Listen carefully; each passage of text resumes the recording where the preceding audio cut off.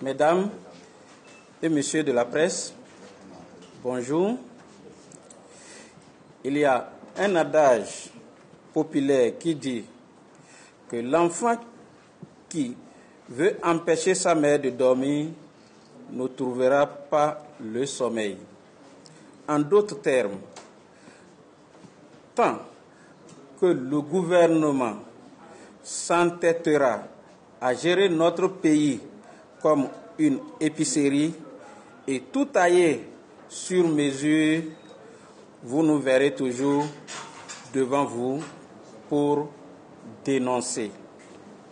Ainsi, notre conférence de presse de cet après-midi se focalisera sur deux points majeurs de l'actualité dans notre pays. Le premier est celui relatif au phénomène d'achat de cartes d'électeurs. Le second est lié à la délivrance du quitus fiscal. Mesdames et messieurs des médias, vous n'êtes pas sans savoir que le parti FCBE a rendu public le 29 janvier dernier un communiqué dans lequel nous dénoncions l'attitude de certains de nos compatriotes. En substance, nous avons constaté que depuis des jours, des individus ou groupes d'individus ont pris d'assaut nos villes, villages et hameaux avec pour mission de collectionner des cartes d'électeurs des paisibles populations contre quelques billets de banque sous le fallacieux prétexte qu'ils procèdent au recensement des militants de partis politiques nouvellement créés, n'ayant aucune existence légale à ce jour, et soutenant les actions du gouvernement. Ce n'est pas moi qui le dis. Dans certaines localités, ils ont été traînés devant la police et ont reconnu qu'ils étaient en mission pour des partis politiques de la mouvance, sous prétexte qu'ils procèdent au recensement de leurs militants, disais-je. Ces hommes et femmes travaillent de nuit et de jour et promettent monts et merveilles aux victimes de leur sale besogne pour atteindre leurs objectifs. Ce phénomène national n'est autre que les prémices du tripatouillage en préparation savamment orchestrée en vue de légitimer la fraude électorale. Ces actes que posent nos amis d'en face et les arguments qu'ils évoquent pour les justifier ne tiennent en rien. C'est de la pure tricherie. On dirait qu'ils se trompent de pays et d'époque. 2 semaines après le communiqué de notre parti, les amis d'en face n'ont pas faibli. Ils ont redoublé d'ardeur et s'acharnent de plus en plus sur les populations en vue de leur soutirer leur sésame. Comme si la campagne électorale avant l'heure ne suffisait pas, ces présumés réformateurs et donneurs de leçons violent sans état d'âme les fondamentaux de notre démocratie chèrement acquise. Maintenant, ça suffit. Trop, c'en est vraiment trop. Il est donc urgent de lever le ton et d'attirer l'attention de l'opinion nationale et internationale sur ce phénomène. Chers amis, hommes des médias, vous êtes nos porte-voix et des éveilleurs de conscience. Ce qui se prépare est très grave et inadmissible. Ce combat est aussi le vôtre au nom de notre démocratie. Les échéances électorales à venir sont délicates et le peuple béninois épris de paix, a les yeux rivés sur sa classe politique et sur vous. Il n'est un secret pour personne que désormais, pour prendre part aux élections législatives en République du Bénin, chaque candidat doit justifier de sa situation vis-à-vis du fisc, et ceci est matérialisé par le quitus fiscal, pièce majeure dans la constitution des dossiers de candidature.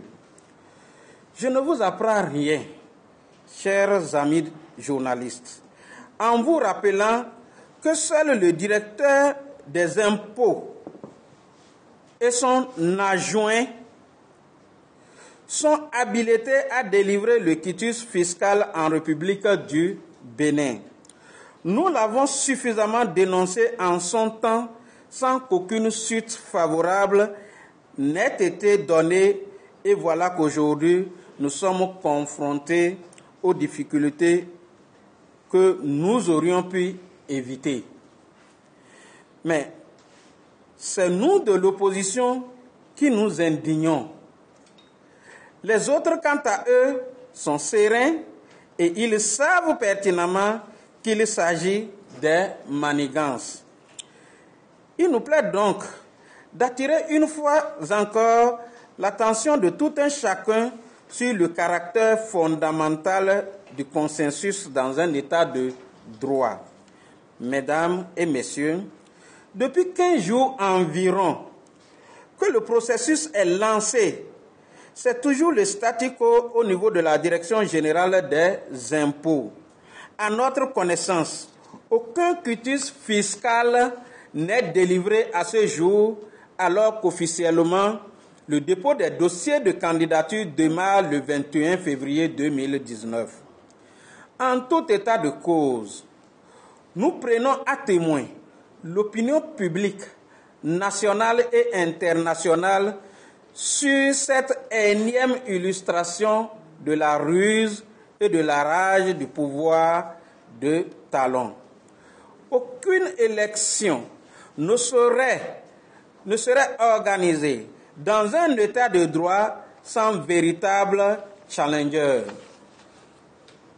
Le Bénin, terre de nos pères, de regretter mémoire, Béanzin, Bioguera, Kaba, Tofa, etc., a toujours été un havre de paix et surtout bon élève en matière de démocratie.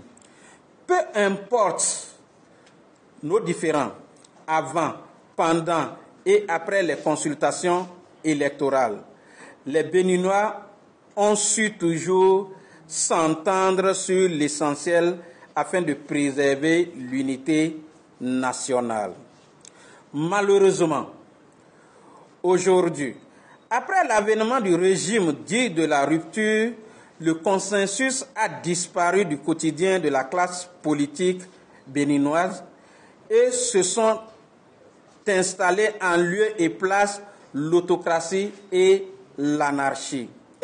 Par ma voix, le parti FCBE met en garde les institutions chargées de l'organisation des élections dans notre pays ainsi que leurs responsables du danger qu'ils font courir à notre commune patrie en obéissant au doigt et à l'œil à l'exécutif.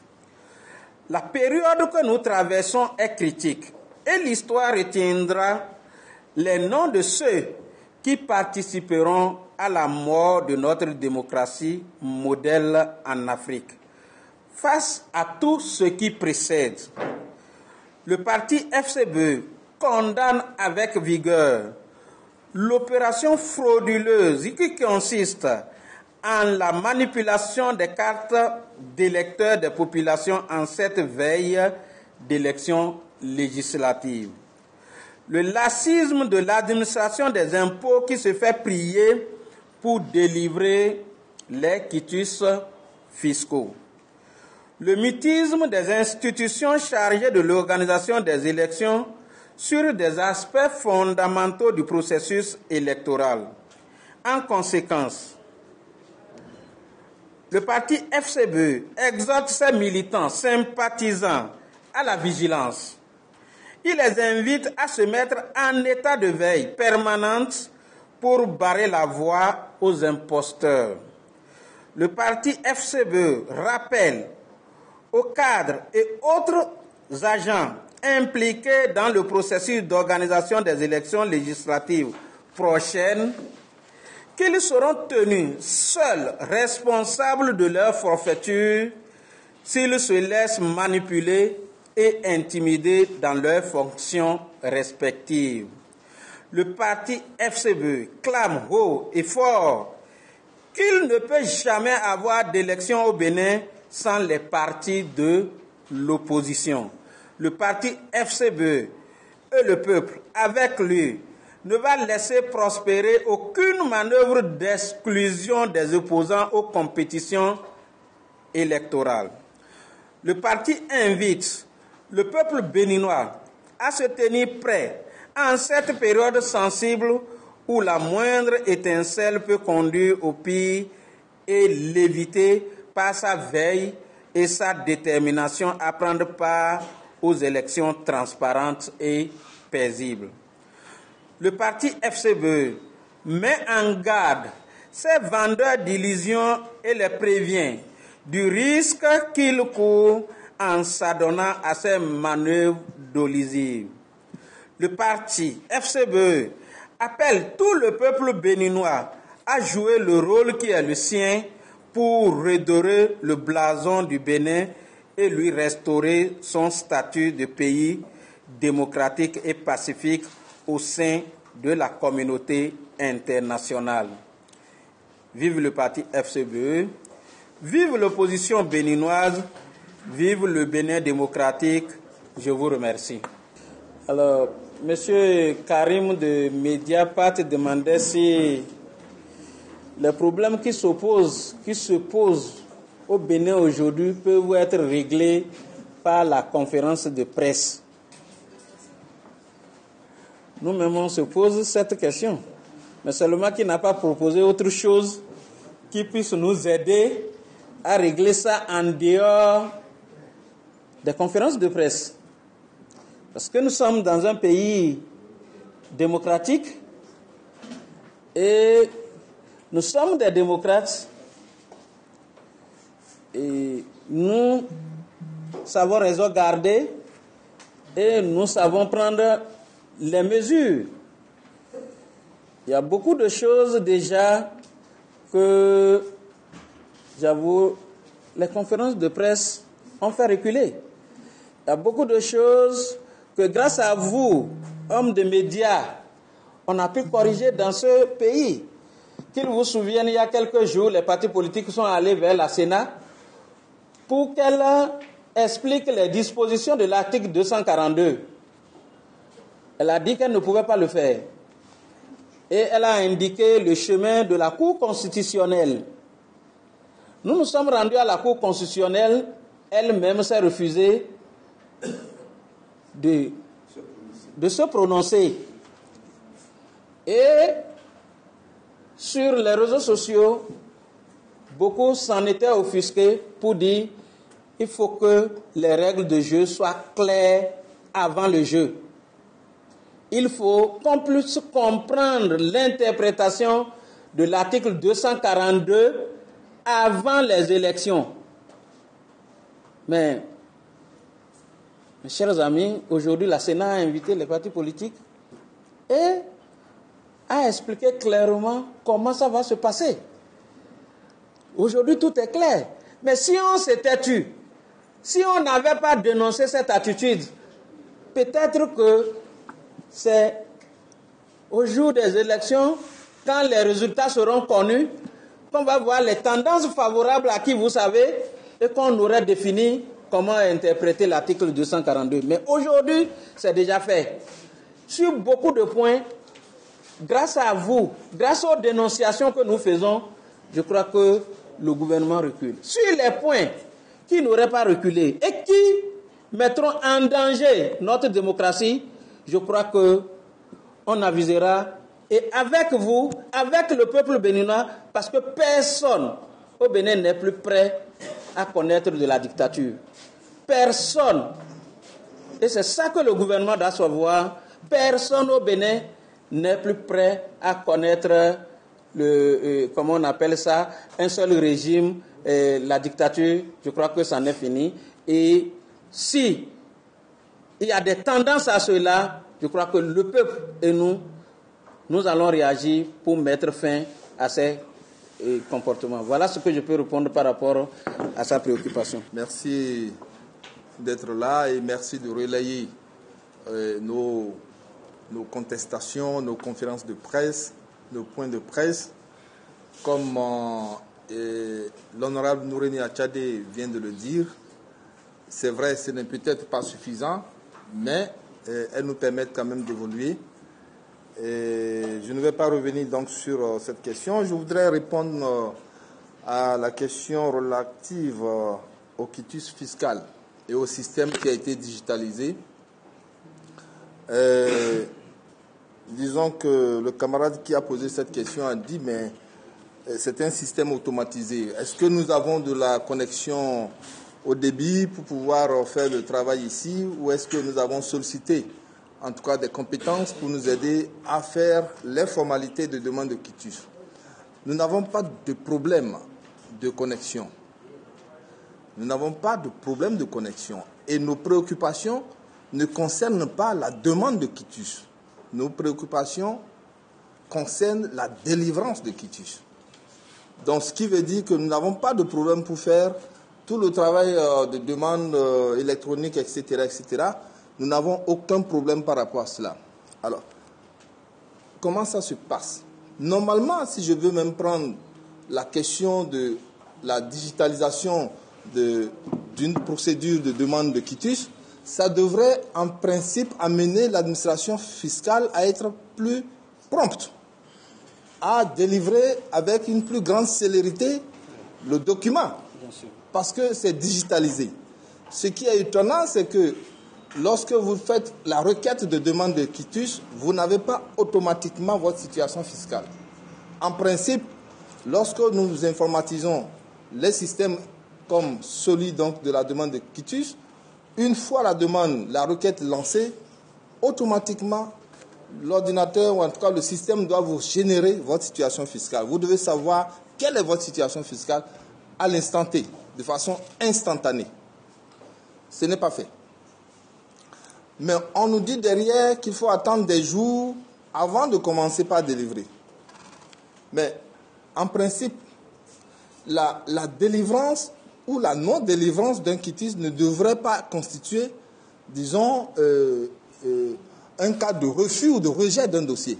Parce que le quitus ne doit pas être une pièce éliminatoire ou une pièce dont l'absence implique en même temps le rejet du dossier. Pourquoi? Je vais vous expliquer. Je ne suis pas fiscaliste, mais je suis trésorier. Je vais vous dire que lorsque on vous dit vous n'avez pas un quitus, on vous dit les impôts que vous devez. En même temps, c'est-à-dire que c'est motivé. Le refus de délivrer la quittance doit être motivé. Et lorsque c'est motivé, vous vous mettez à jour automatiquement, vous avez votre quitus. Et en principe, s'il n'y a pas une manipulation politique derrière, même si vos dossiers sont déposés à la Sénat, on devrait vous autoriser à remplacer votre quitus, à compléter votre quitus lorsque vous vous mettez à jour. Parce que l'essentiel, c'est de se mettre à jour. Donc, la délivrance du quitus ne devrait être pas politisée. Ça devrait être vraiment technique. Et c'est cela que nous fustigeons. Alors, ensuite, je voudrais aussi vous dire que vous avez posé la question par rapport à notre absence à la Sénat. Ça, c'est vrai. Je ne sais pas, nous sommes devant les caméras. Je ne veux pas dire la raison pour laquelle nous n'étions pas là. Mais retenez tout simplement que nous n'étions pas là. Mais nous ne faisons aucun procès d'intérêt. Pardon, au procès d'intention quant à ce qui concerne donc les dossiers des partis qui seraient rejetés à la mouvance. Non. C'est d'abord que la réforme en elle-même a été liée à une élection. La réforme de quitus fiscal devrait être liée à toute autre forme de procédure. Pourquoi? Lorsque vous êtes un citoyen, si vous n'êtes pas à jour vis-à-vis du fisc, vous ne devrez pas en principe avoir accès à un certain nombre de services publics. Mais pourquoi est-ce qu'on lie cela aux élections? C'est ça d'abord le problème dès le départ. Et nous l'avons dénoncé, comme il l'a dit, au niveau donc de la minorité parlementaire. Les achats de cartes. En fait, il ne s'agit même pas d'abord des achats de cartes. Il s'agit même de l'opération de recensement de militants, soit 10 ans de leurs militants, qui est d'abord une opération illégale. Illégale dans la mesure où elle est entreprise par des organisations qui n'existent pas du point de vue légal, du point de vue juridique. Que ça soit, comment on les appelle, le bloc progressiste ou républicain, ils n'ont aucune existence légale à ce jour. Et ça a été dit dans la déclaration lue tout à l'heure. Parce que, au regard de la loi, que ça soit de l'ancienne charte ou de la nouvelle, exister légalement voudrait dire que vous avez votre récépissé, voudrait dire que vous avez fait objet de publication au journal officiel et voudrait dire que vous avez le récépissé définitif. Aucun d'eux n'a cela. Et ils ont commencé un recensement. L'achat de cartes est une circonstance aggravante. Parce que tel qu'on l'a dit dans la déclaration, la manipulation à quelques jours des élections des pièces devant servir aux élections est quand même une opération hautement suspecte. Et donc, pourquoi vous dites que nous leur faisons de procès d'intention? Ce n'est pas un procès d'intention. Vous avez demandé pourquoi est-ce que nous ne nous plaignons pas auprès des juridictions compétentes. C'est vrai, mais nous n'avons déjà commencé par faire des dossiers. Comment est-ce que quelqu'un qui n'existe pas peut-il être autorisé à opérer? C'est un peu comme vous vous levez comme une entreprise, une société, vous ouvrez, vous mettez votre enseigne alors que vous n'avez aucune existence. Si l'administration fiscale vous surprend, c'est fini, on ferme. Vous êtes écroué automatiquement. Donc, en principe, et puis bon, on est habitué, hein, la violation permanente, flagrante et violente de nos textes, c'est le lot quotidien de ce régime. C'est ça, là, ce que ça nous permet de comprendre. Sinon, il devrait attendre. Quand nous, on a tenu notre congrès à Parakou, nous avons attendu plusieurs mois avant de commencer par réagir.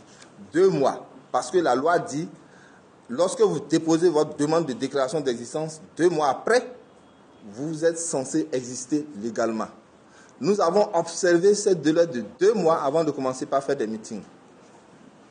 Donc, mais nos camarades, ils sont déjà en campagne sur le terrain. Donc, je pense que par rapport à cela, il n'y a aucun procès d'intention que nous faisons à nos amis d'en face, mais nous sommes réalistes. Nous sommes réalistes et nous sommes légalistes aussi. C'est le peuple béninois qui, voyant que les luttes classiques des partis ne suffisent pas pour régler le problème, c'est le peuple béninois qui prendra la situation en charge. Mais pour notre part, nous utiliserons tout ce qu'il y a comme forme de lutte légale et qui nous permettent de régler le problème qui sera posé, tous ces problèmes qui seront posés. Bon, vous savez, nous sommes sous un régime de ruse et de rage. Alors, nous sommes obligés d'imaginer quelque peu les réactions. Donc, ça peut prendre la forme de procès d'intention. Mais en réalité, si vous voyez les intentions, si vous imaginez les intentions, si vous les voyez venir, et que vous voulez d'abord que ça se concrétise, quand vous serez en dehors de ces intentions, ce sera trop tard. Quand vous constaterez que c'est les intentions qui se sont matérialisées, mais ce sera trop tard si vous ne les dénoncez pas. Donc, nos sorties, pour prévenir un certain nombre de choses, ont valeur de mise en garde. Donc, on ne nous a pas encore dit qu'on ne nous délivrera pas le quitus fiscal, par exemple. On n'a pas dit ça. Personne n'a dit ça. Et effectivement, par rapport au dossier au ministère de l'Intérieur, tous les dossiers ont été retournés pour être complétés. Nous avons déjà complété le nôtre et ça a été déposé. Ça a été déposé ce matin. Donc vous pouvez être rassurés par rapport à ça. Mais ce n'est pas parce qu'on fait ça à tous les partis de la mouvance que nous allons nous asseoir et dire, bon, comme c'est tout le monde, bon, non. Il faut prévoir que ça peut être de la ruse. Voilà. Ça peut être de la ruse. On peut à un moment donné, au moment décisif, on peut vous créer des problèmes. Et si vous commencez à protester, on dit non, on a fait ça aussi au nôtre. Alors qu'eux, on leur a fait ça. Et tout juste pour faire semblant, et ils ont déjà réglé le problème. Mais vous, on attend le moment décisif. Mais ce n'est pas nous qui avons inventé pour ce pouvoir le concept de ruse et de rage. C'est pas nous. C'est eux-mêmes qui l'ont dit. Et à un niveau très élevé. C'est eux-mêmes qui l'ont dit. Et si vous vous trouvez sous un tel pouvoir et que vous n'avez pas de l'imagination par rapport à ce qui peut vous arriver, mais vous êtes mort. Et nous sommes obligés d'avoir de l'imagination par rapport à ce qu'on peut nous faire, dénoncer, mettre en garde, prévenir et dire si ça se passe, vous nous aurez sur le dos, vous aurez le peuple béninois sur le dos, parce que nous aurons suffisamment informé ce peuple. Nous avons, toutes nos sorties valent de prévenir notre peuple de ce qui pourrait arriver éventuellement dans certaines situations pour que le peuple règle ses problèmes. Sinon, vous allez vous retrouver pieds et poings liés sous une dictature qui va tout simplement vous bâillonner.